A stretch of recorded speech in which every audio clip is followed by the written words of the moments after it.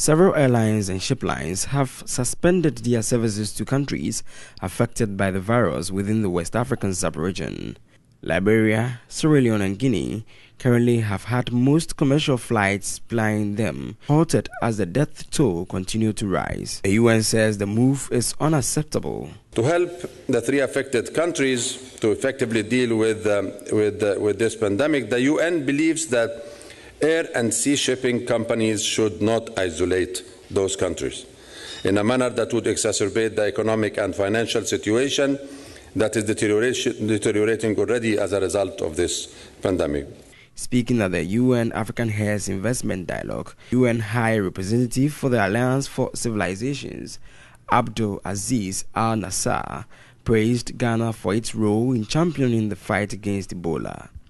The emergency actions taken by the Economic Community of West African States, the African Union, supported by the emergency action taken by the United Nations Secretary General, and the decisions by the UN General Assembly and the UN Security Council to establish the United Nations Mission for Ebola Emergency Response, UNMIR, along with the generous decision by His Excellency the President of Ghana to host this mission and to continue to provide a vital air bridge to the affected countries through Accra, will open the door for effective international response in this regard.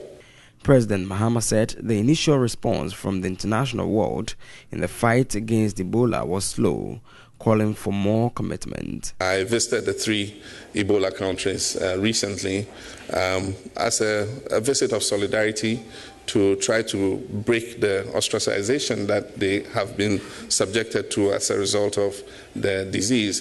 This is the first time there's been an outbreak of Ebola in West Africa, and it actually caught everybody by surprise. What it does is to prevent personnel and logistics from being able to come into those countries.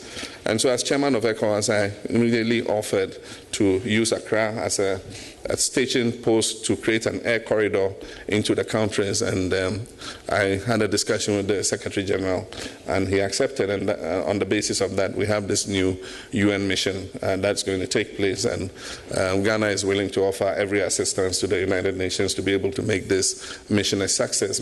He also took the opportunity to woo investors, urging them to take advantage of Ghana's oil, agric, and the transportation sectors.